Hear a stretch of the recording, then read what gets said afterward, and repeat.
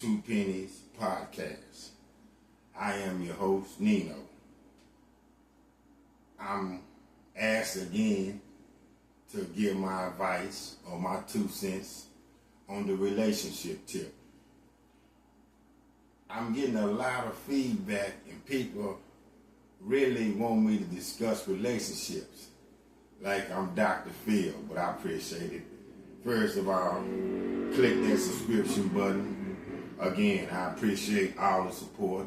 I appreciate all the fans that I'm beginning to accumulate. I appreciate y'all hanging in here with me. I cannot say it and give thanks and appreciation enough. Thank you, people, for hanging in here with me. Thank you for joining in to my channel and my podcast. As I keep saying, I'm trying to take something from ground level and go straight to the ceiling. Anyway, tonight I'm going to discuss on self-help and relationships. Self-help and relationship refers to practices focused on improving your own well-being and emotional state to foster healthier interactions within a partnership. I believe what this is really saying is improving you be the best you can be when you finna begin to intertwine with a relationship. Sit back, grasp yourself for a little bit.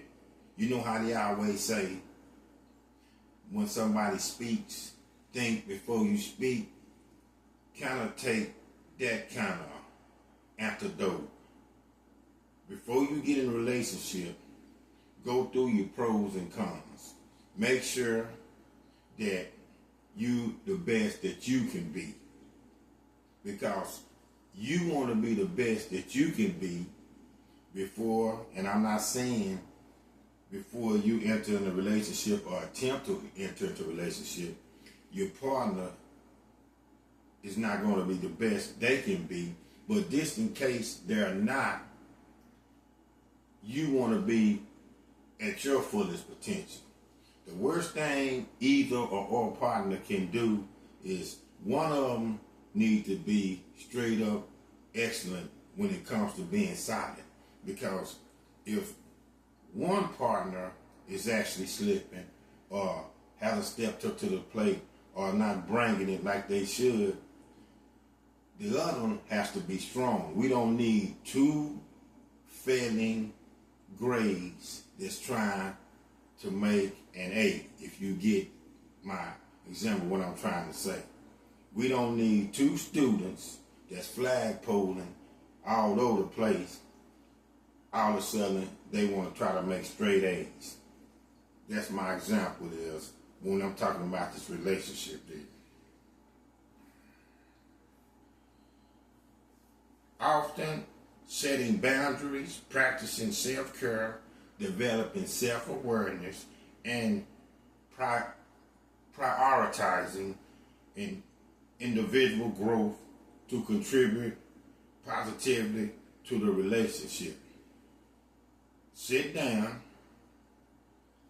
again, check yourself.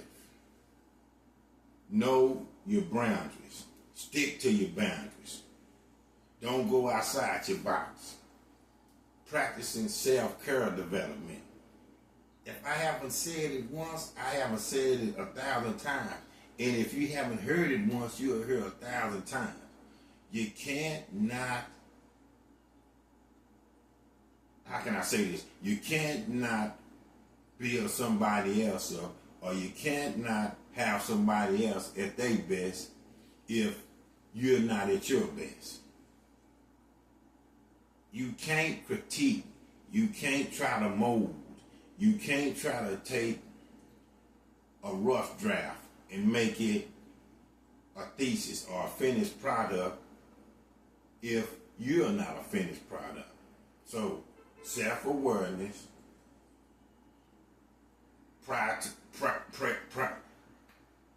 prioritize, individual growth, which means make sure that you have came from a premature stage to now you're at a mature stage.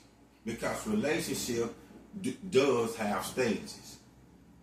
And it also have phases. Now, you can't be scared to ask for help to correct when you're in a relationship. Because remember, a relationship, it takes two to tango. I ain't never heard of no relationship that's unified, it's one. So that's why your partner is there to help you. Just like a friendship is a partnership, a relationship is a partnership. And I also believe many relationships should start out as acquaintances first, as friends, and then fill each other out, and then let's see where it goes from there. The key aspects of self-help in relationships. Self-care, again, prioritizing activities that nourish your physical and mental health, such as exercise, meditation, healthy eating, and hobbies. Oh yes, who doesn't love exercise? And with the exercise, what better way to go to the gym and work out with your partner? That's how y'all can get close. What better way to try to get yourself in excellent physical capacity than with your partnership? Because much as exercising is physical, it is mental too. Working out is a grind. Believe me, I have done it. Working out is a grind. Also, meditation is good. Sit back, relax your mind, close your eyes, think. Meditation is great, keeping you stress-free. One big key component that you do not want, or a big distractor that you do not want in a healthy relationship, is you don't want to be stressed out. And healthy eating. What they say, a healthy brain relates to a healthy body, or a healthy body relates to a healthy brain. Healthy eating, you have to feed your brain. That's what a lot of eating is. It also builds your body, and you have a sound body. But remember that old saying, sound mind, sound body. Sound mind, sound body. Food feeds the brain just like food feeds the body. So, you have to eat good. And hobbies. If you don't want to work out, go walking in the park, If you just like bowling, that's a great hobby. Anything to accelerate the kinship. Anything to accelerate the friendship. I know after you get in a relationship and married, and sometimes it gets stale and old, you need to separate from each other. But at the beginning, the more time that you're together doing hobbies, filling out each other, getting to know each other, seeing each other at pressure times, seeing each other at vulnerable times, seeing each other at laid back times, that's the more that you both can have straight access to each other, and then that's the both ways that you can equate and get to know each other. Because always been said, in a relationship, the first thing to do, let's say if this is a straight sexual relationship, is get to know each other. Communication skills is a big aspect in self-help of relationships. You got to reach out and touch somebody. You got to talk. Not talking, not communicating, not being heard from, that builds distance between the two partners. If I haven't heard from you, if you ain't heard from me, you don't know what's going on. Nobody's a mind reader around here. Actively listen and express your thoughts. Listen to your partner thoroughly. Just don't sit there and be hearing, and it's like you just hear them talking, but you're not really taking in what they're trying to tell you. Listen. Even if you have to ask, repeat that again. Make sure you want to fully know when they're talking so you can clearly get the message. And then express your thoughts. A lot of partners want to give give feedback or want to say things just to get the feedback. Because when they talking to you or when they're expressing themselves, they a lot of time are just going on self-thoughts. But they're not 100% sure. So if you're their partner or in this relationship, they take it highly that they want to have your opinion on things. That's why they're talking to you. That's why you have to actively listen. That's why when you give your feedback, make sure you actively listen. So when you give the feedback and it seems up to measurable, the kind of measurable response that they want, then they'll know you're listening. Because somebody in a partnership or your partner can tell if they trying to communicate with you and telling you something, and then you give them some old cockamamie feedback, and they say, first thing they gonna say, especially a woman, but even men, you ain't heard a word I say. So actively listen, so when you give your feedback, they'll know that we're both engaged, and they're listening to you, and you're listening to them. Openly avoid misunderstandings.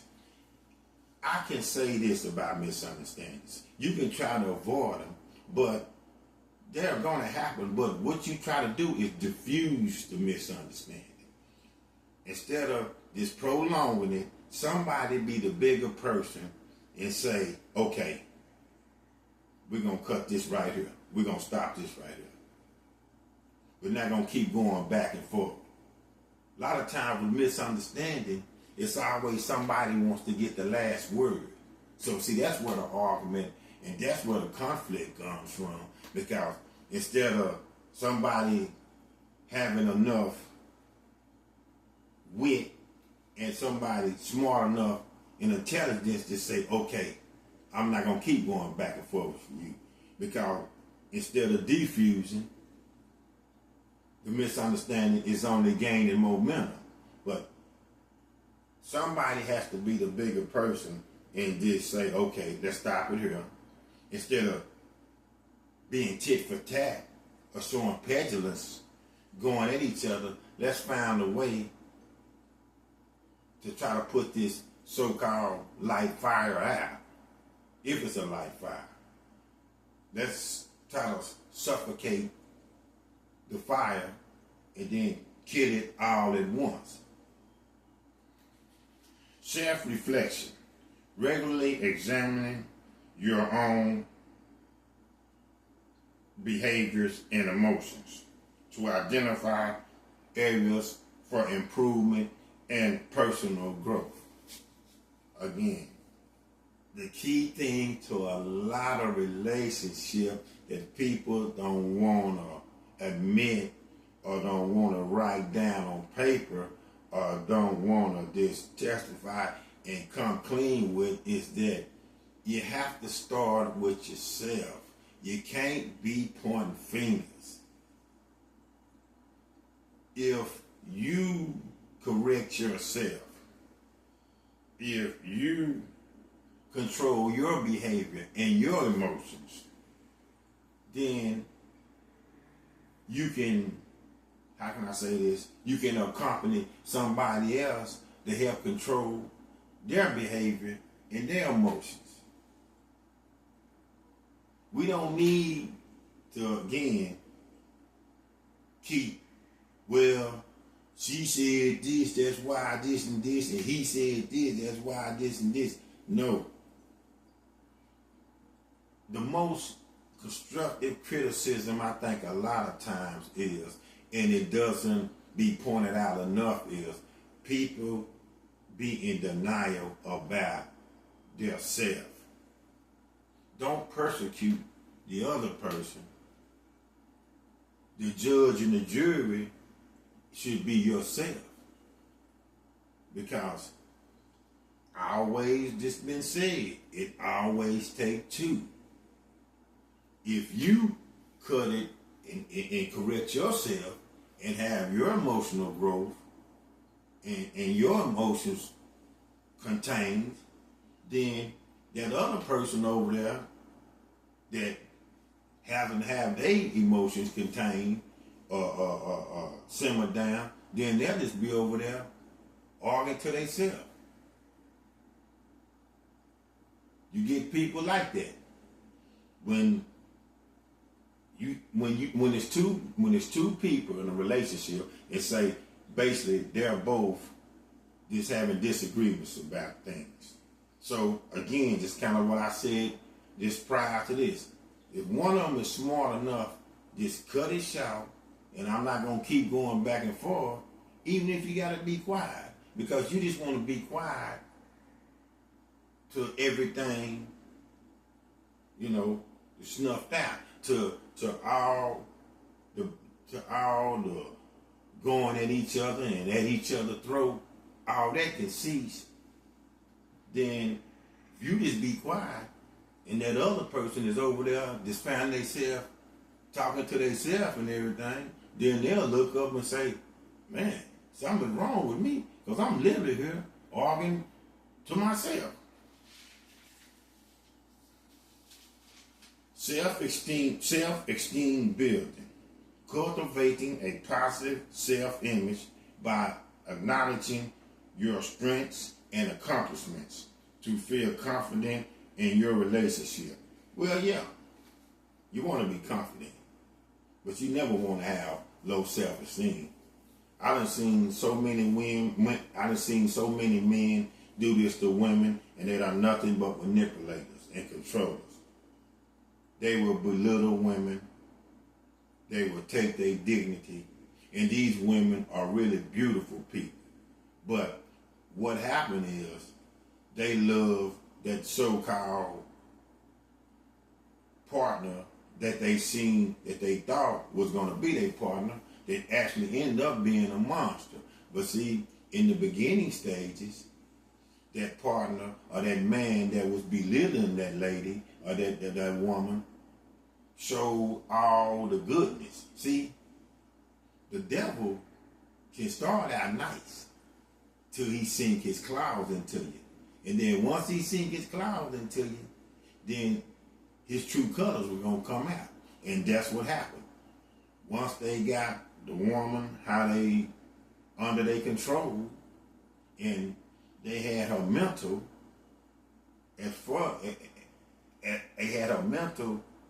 as well as her physical, then that nice guy in the beginning turned manipulative, very controlling, very, very evil-like, all about self. The whole relationship became not even about the woman no more, because once he got her under control and he started manipulating it, it was all about him. Encouraging individual growth. Encouraging and supporting your partner's personal goals and inspiring aspirations while also pushing or pursuing your own thoughts. Who doesn't love a pat on the back? And that's one trait that I really try to stick to. If I'm with my lady, and if I have said it 1,000 times, I would say it another 1,000 times.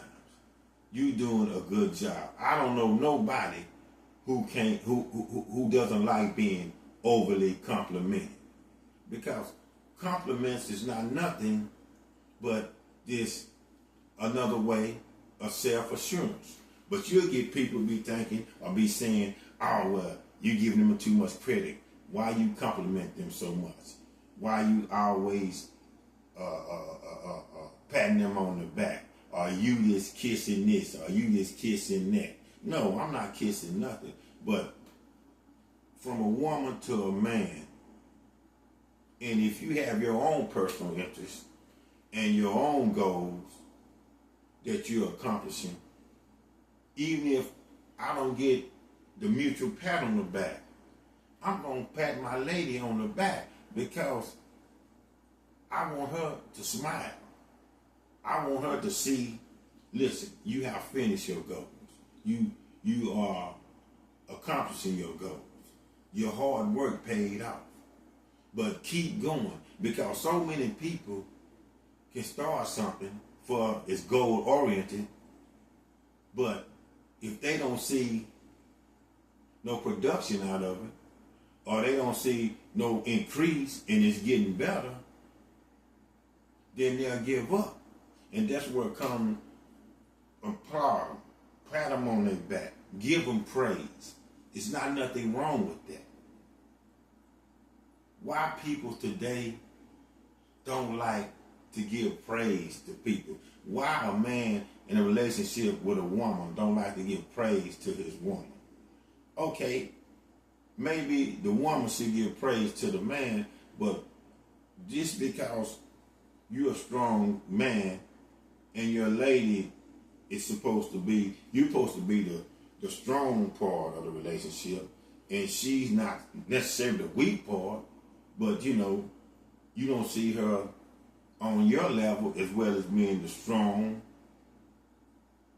the bookend one, the solid one, the one that on the relationship you figure can lean on. Compliment her. Again, I don't know nobody who doesn't love being overly complimented when they're doing anything. And the goals can be anything from losing weight. I'm just throwing things out here. I'm not body shaming or nothing, to going back to school and trying to get one of her degrees. Maybe just something simple, she want to save up for something. And she's still handling her business, and she's still taking care of you, and all her bills is getting paid, and everything hasn't stopped in the relationship with you guys, but yet she's still stacking her money and saving her money for that one reason. It's not nothing wrong with giving people compliments. I think that's one of the things wrong with the world now. They don't do it enough. And if you do it, you gotta be kissing ass,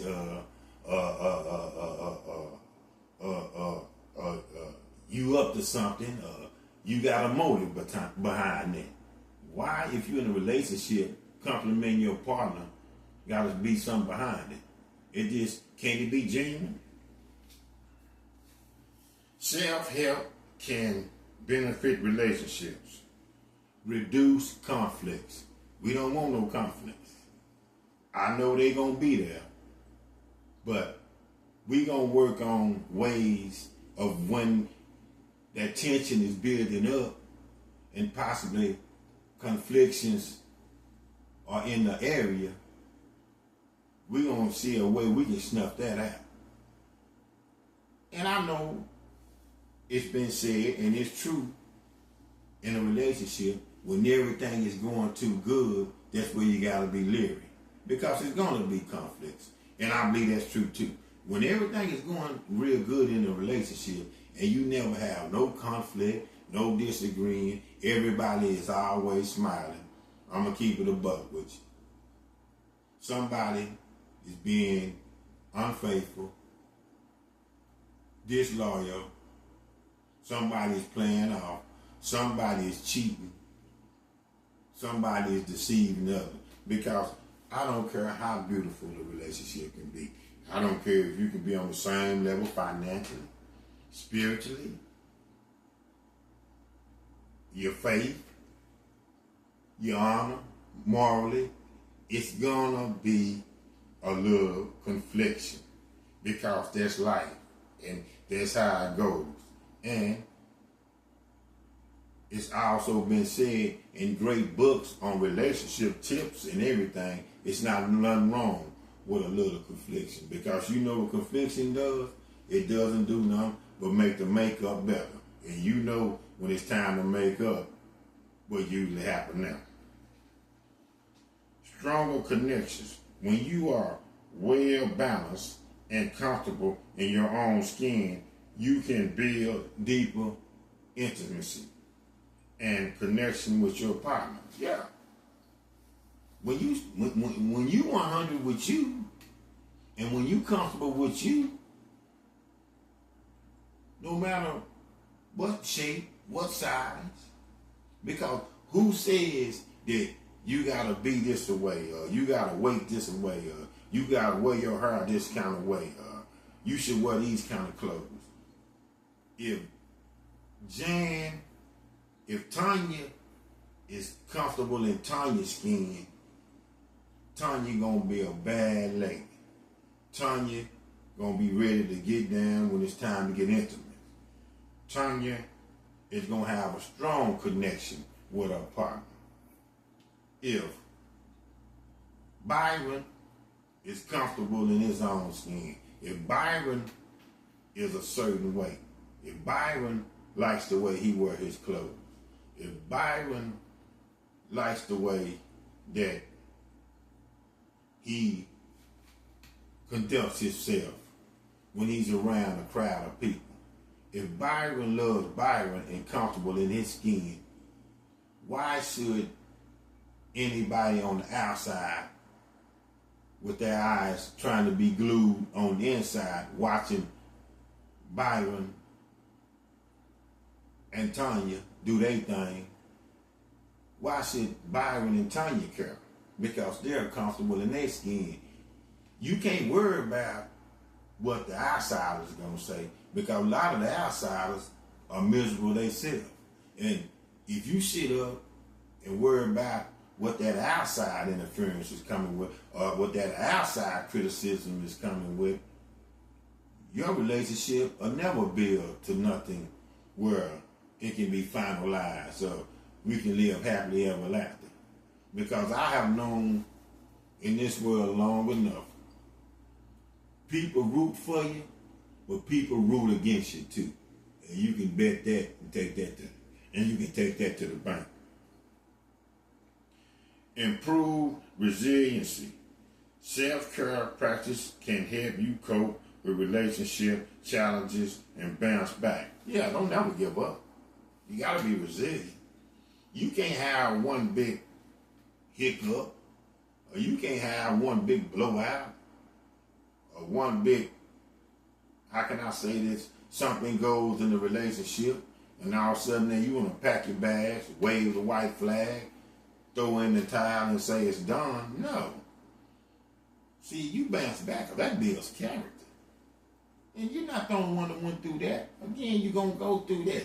No relationship is going to be straight up, down, a nice yellow big road without no kind of flaws or nothing ever to say, I never thought we would be at this point. Me and my partner, we're not talking right now. That happens. But you have to show the resiliency, don't give up. And that goes from the man to the woman. All the time, when there's something happening in a relationship, the man shouldn't always have to go overboard to make up, bend over backwards, just to get everything back on solid ground.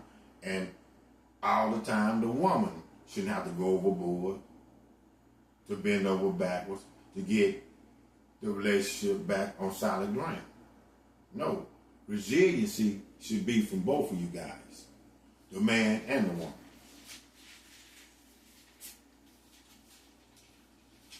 Examples of self-help strategy.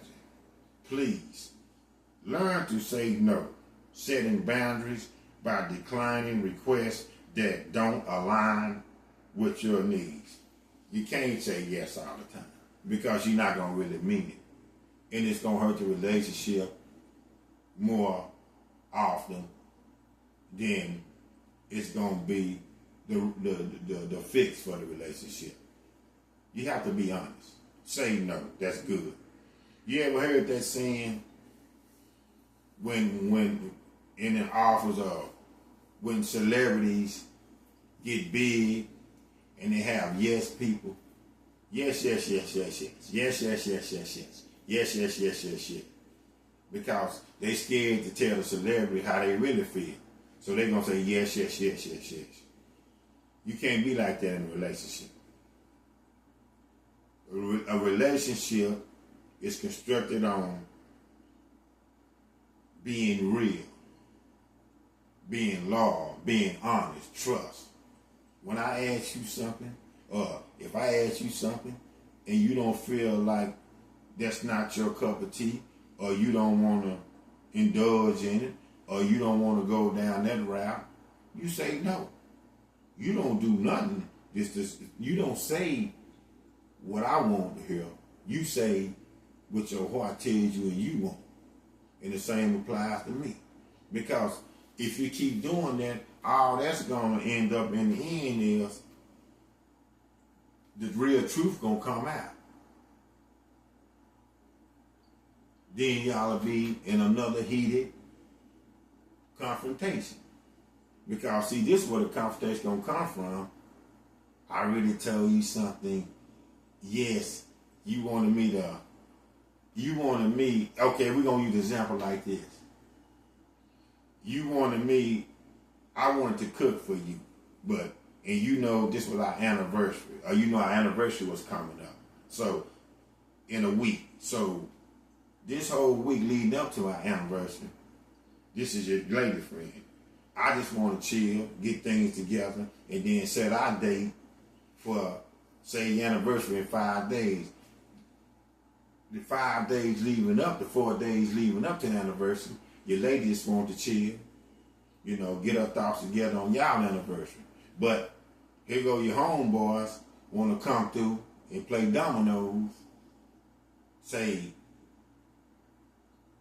a couple of days, and 2 days prior to your anniversary. So now you want your lady to cook something. And she said yes because she know or she figured how your reaction was going to be. But in her heart, she really meant no. And she went on done it, or she went on did it, and she cooked the food. But by the time the homeboy showed up, your lady was all depressed and everything. And you asked her what's wrong. And also, she didn't put her foot into the cuisine meal that she made because she really didn't want to do it anyway.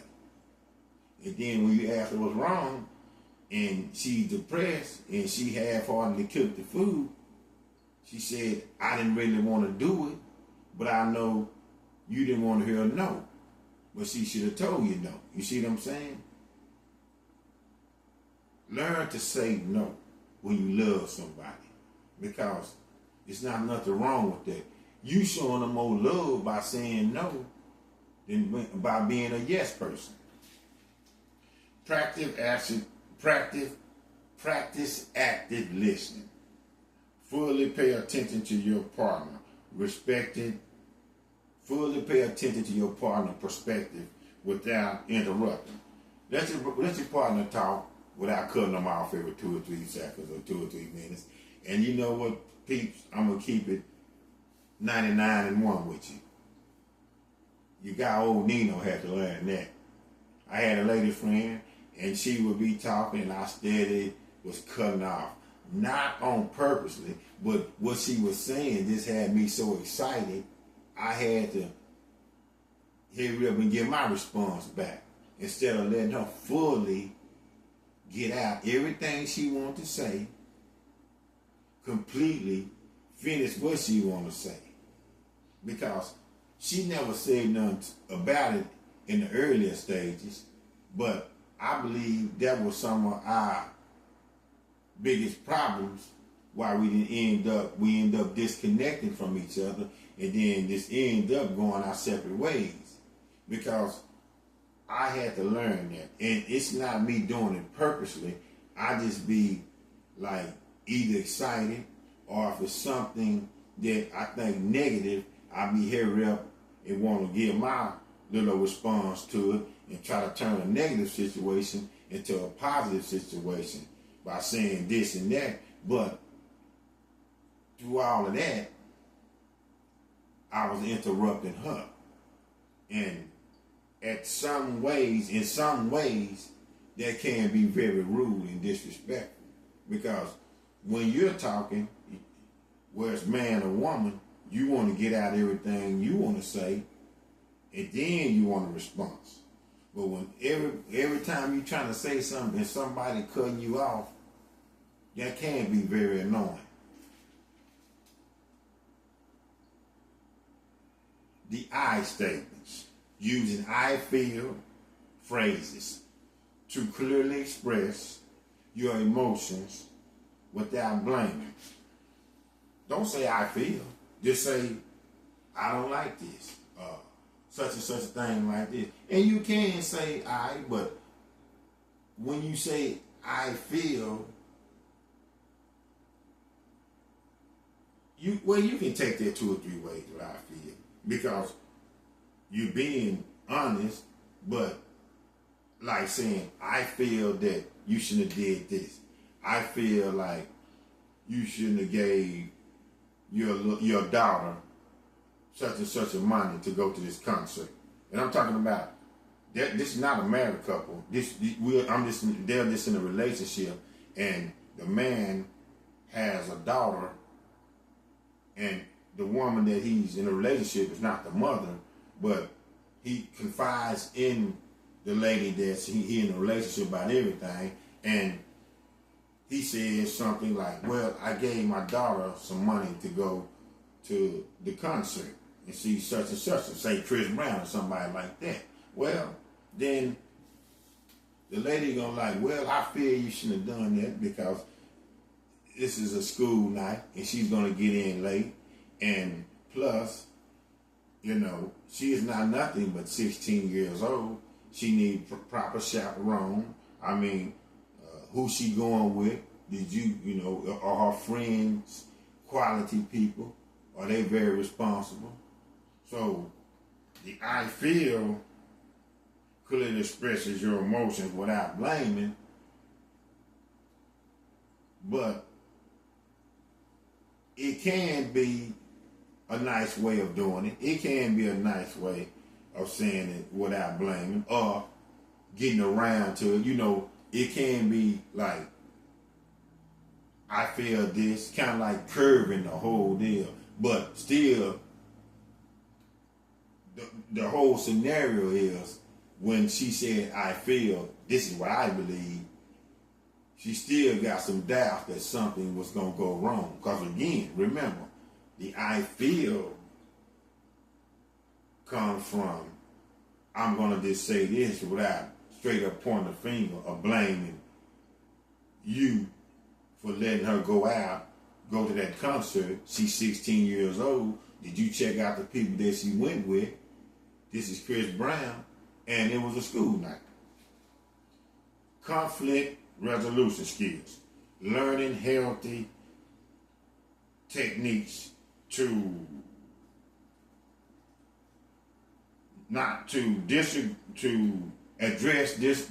learning techniques to address disagreements, like compromise and negotiation.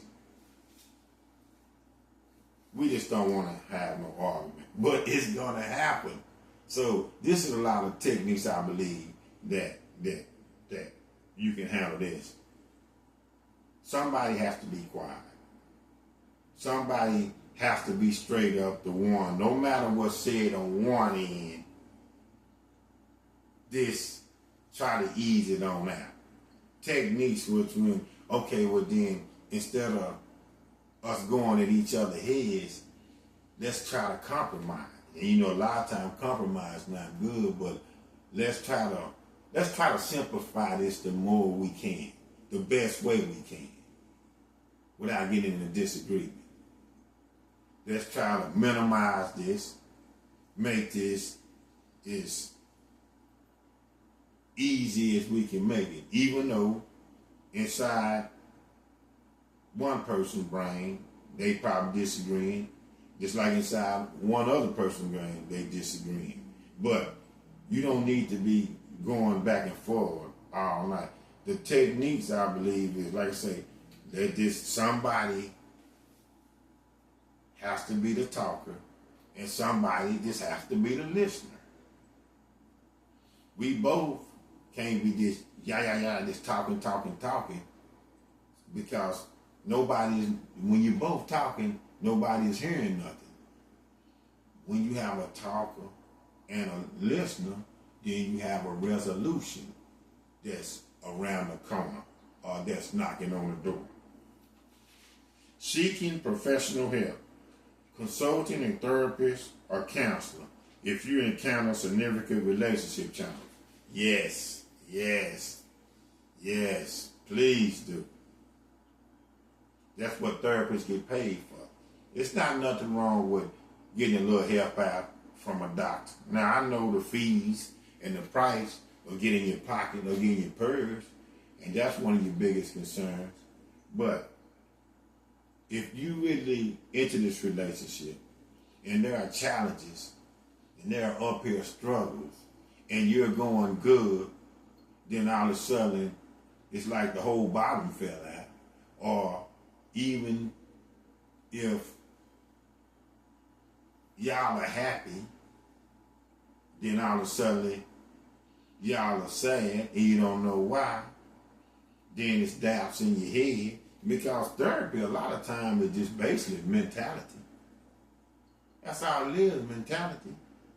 Yes, go get a therapist. Now, I believe with a therapist, you hope that it's not going to be a long time. And just like when you got an illness with a doctor or a physician, you know how when you have an illness or something going on, a complication, you go to a doctor, you only get one opinion from a doctor. You get a second opinion from another doctor. You get a third opinion from another doctor. Now, I'm not saying that, and I don't know if y'all have the collateral or the money or the paper to get all that, but it's not even nothing wrong if you go get one opinion from one therapist and then that's not working, then go get a referral from somebody or somebody give you a referral, then go see a neurotherapist. Or if that don't work, then another one of your friends or colleagues give you another referral.